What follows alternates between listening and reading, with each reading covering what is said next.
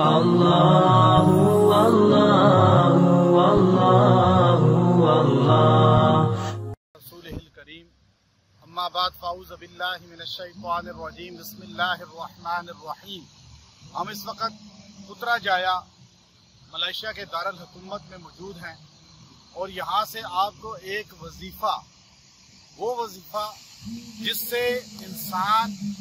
موت تک ہر قسم کے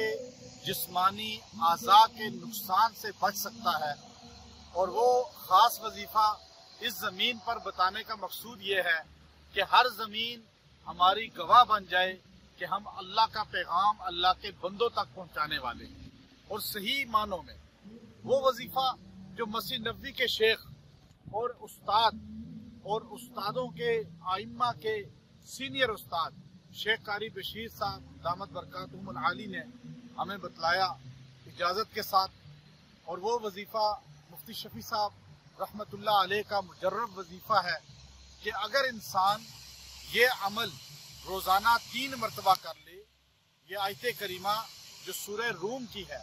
اور سورہ روم کی 30 نمبر آیت ہے، 30 نمبر آیت ہے، فطرت اللہ التی فطر الناس علیہا لا تبدیل لخلق اللہ ذالک الدین القیم ولیکن اکثر الناس لا یعلمون۔ یہ آیت کریمہ اگر کوئی انسان 3 مرتبہ صبح پڑھے گا، 3 مرتبہ شام کو، موت تک اللہ اس کو اپاہج ہونے سے، جسم کے اعضاء ٹوٹنے سے، محتاج ہونے سے بچا لے گا۔ اس لیے کہ انسان اللہ سے دعا کرتا ہے، نبی علیہ السلام نے دعا کی، اے اللہ مجھے عافیت عطا فرما۔ عافی نہیں،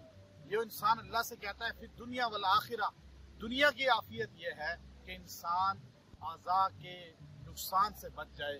اگر یہ وظیفہ چھوٹے بچوں پہ آپ پڑھ کے دم کریں، بچے انشاءاللہ اعضاء کے نقصان سے بچ جائیں گے۔ جو کھیلتے ہیں اور مختلف جگہوں پہ گرتے ہیں تو ان بچوں پہ مائیں یا والد صبح و شام دم کریں، انشاءاللہ اعضاء کے نقصان سے بچیں گے۔ وآخر دعوانا ان الحمدللہ رب العالمین۔ اللہ